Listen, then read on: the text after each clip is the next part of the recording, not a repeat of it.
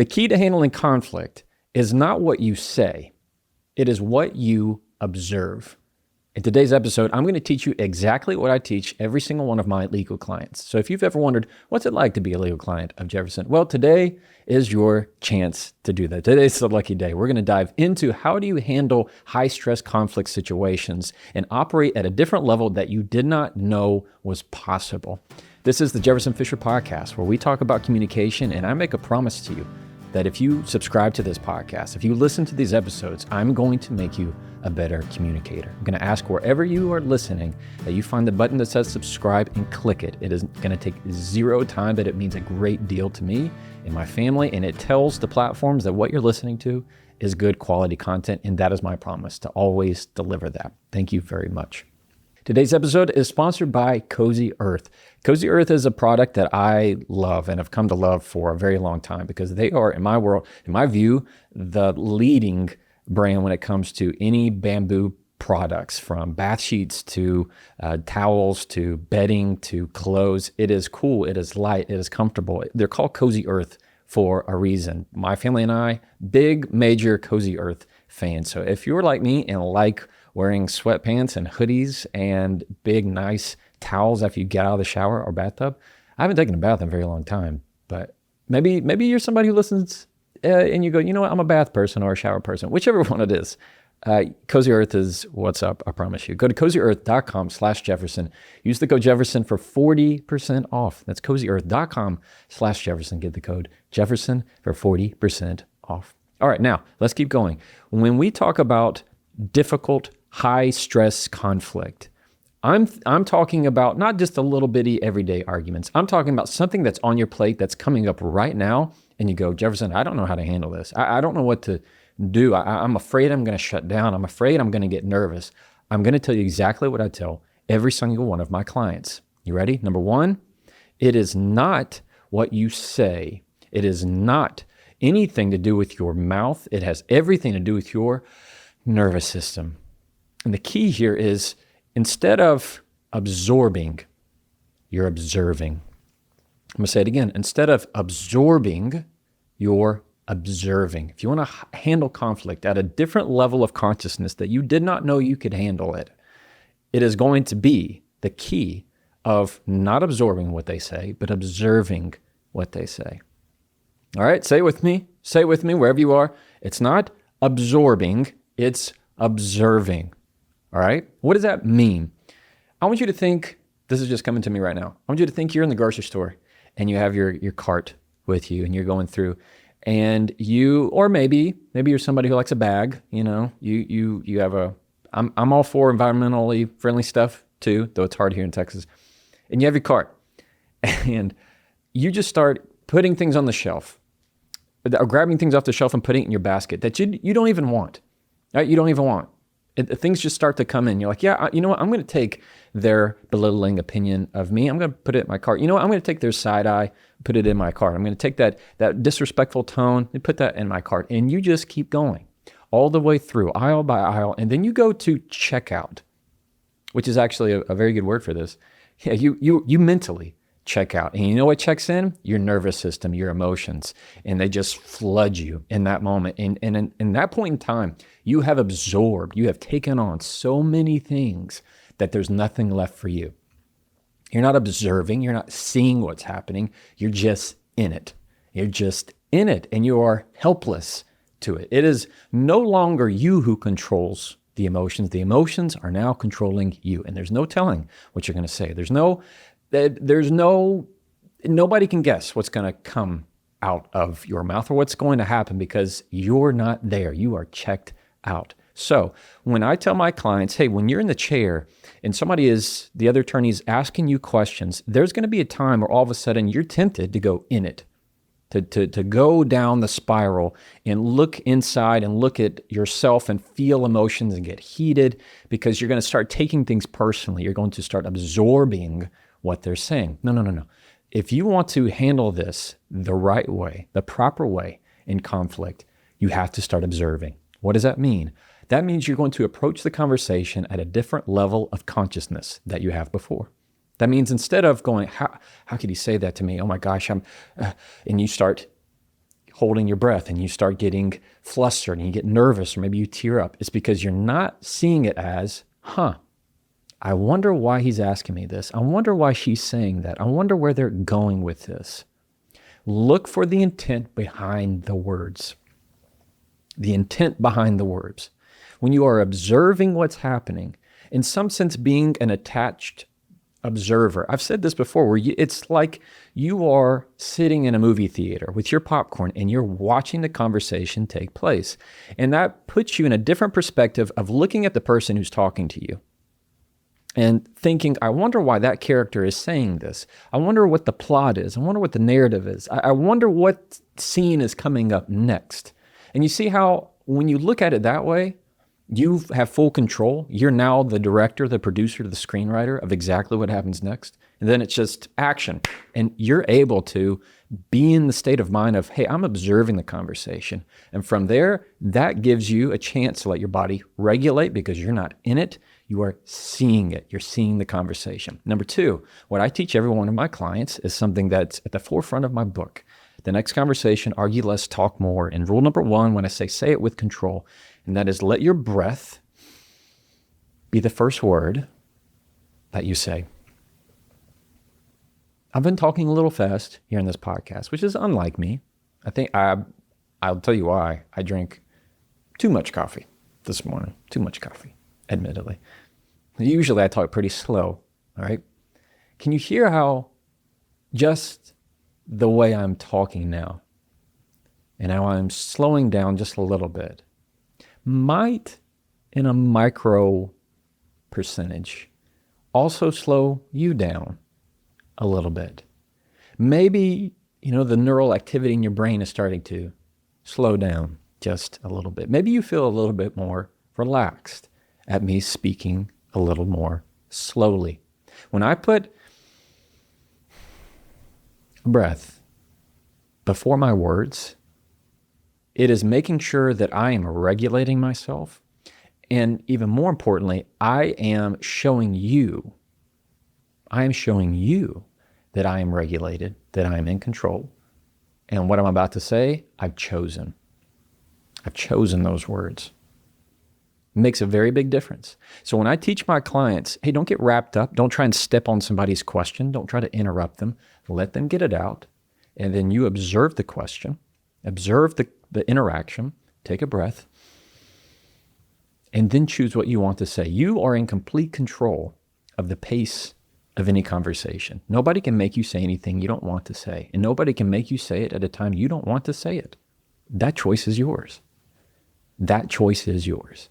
And I cannot tell you how many clients I have seen come to find, accept, and grow in their own power and their own sense of value and worth of, wow, I get to choose if I say anything. And you know what? If I want to wait 30 seconds before I say something, I can do that. It is a freeing feeling to know, I'm going to think about this. Let me chew on this question for a second.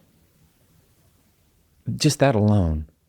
The ability to say that says, oh, no, I'm operating at a different level you don't know about. No, I'm not who you thought I was. I know exactly what I'm doing. I'm going to choose my words, and I'm going to show you that what I'm about to say is something that I absolutely mean, and I'm saying with intention. All right? Can you feel the difference? Say, what kind of breath are we talking about? I've run through this breath before. It's always good to do it because it's something that is good for me too. It's a conversational breath. And what it does, it's based on a physiological sigh, which is a double, oh, that kind of sounded weird, double inhalation. A double inhalation. So you're breathing, you're inhaling twice. All right. So you ready with me? We're going to breathe through your nose. Wherever you are, just do it. Don't worry about it. People might look at you. Don't worry. Ready? We're going to breathe in through your nose about 2 to 3 seconds.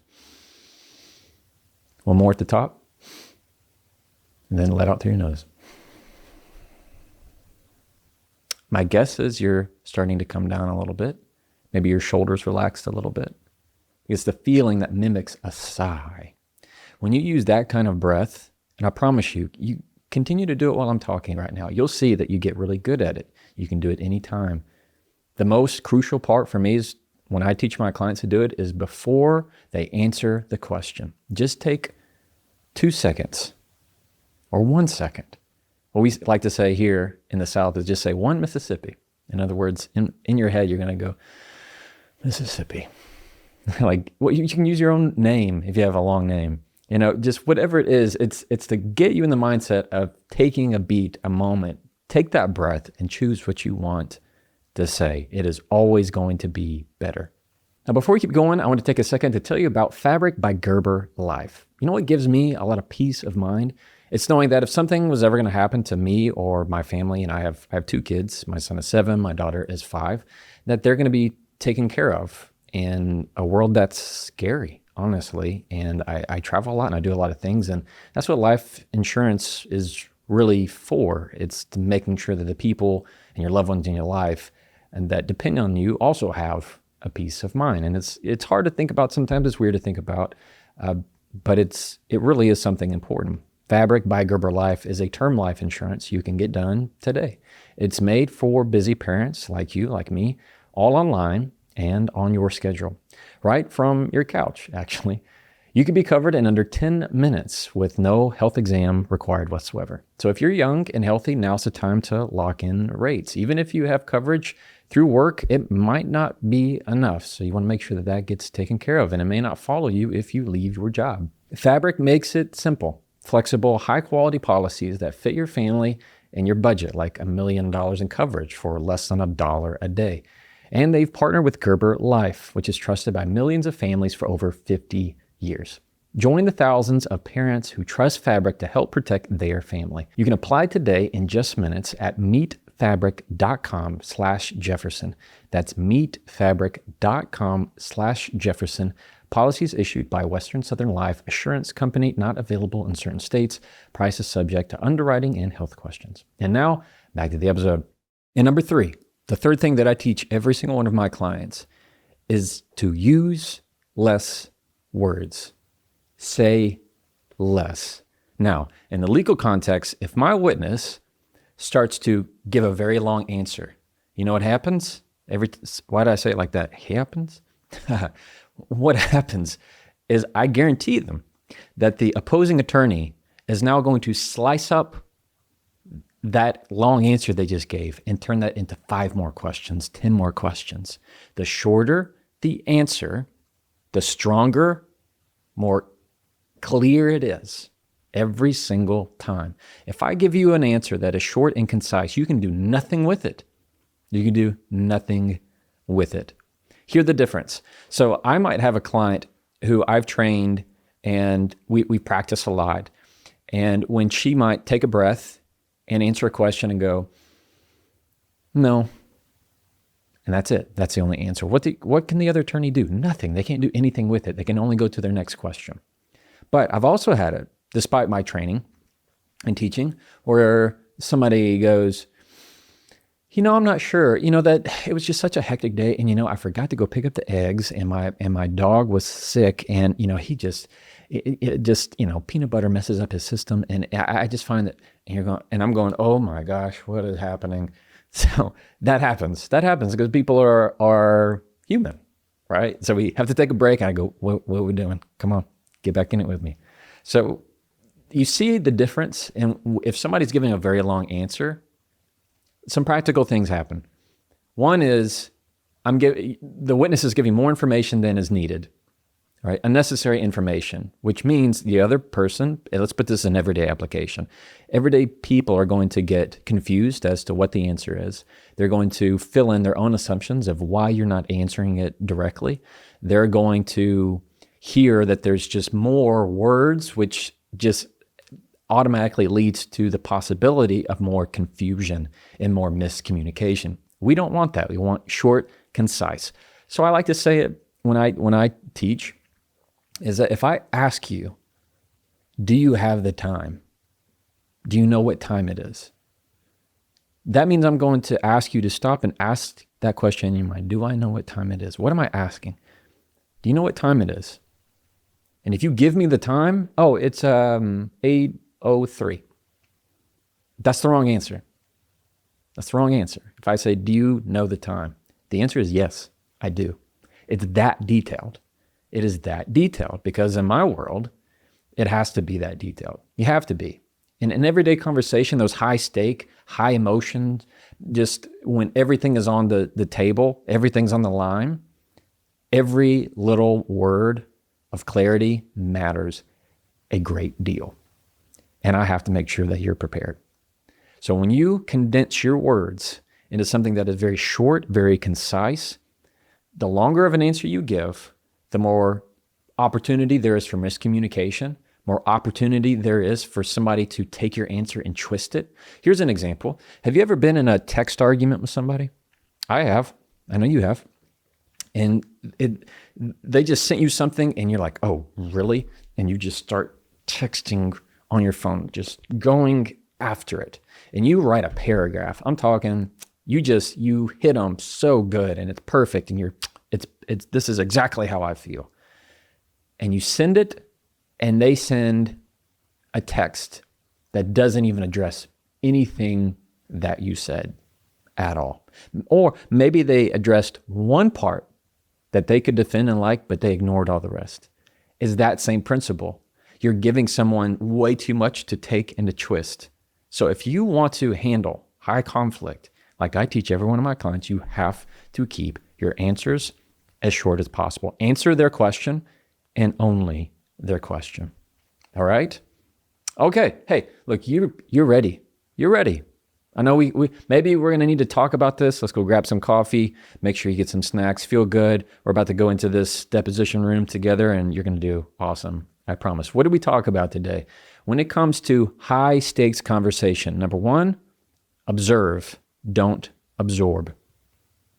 Observe, don't absorb. Number two, use your breath as the first word that you say. Slow it down and choose your words. Be intentional with them. Make sure that you are operating on your time frame, not somebody else's. And number three, say less. Shorten your answers. When you give way too much, you allow the opportunity for somebody to grab onto it, pieces, and say things you didn't mean. You're giving them more to twist.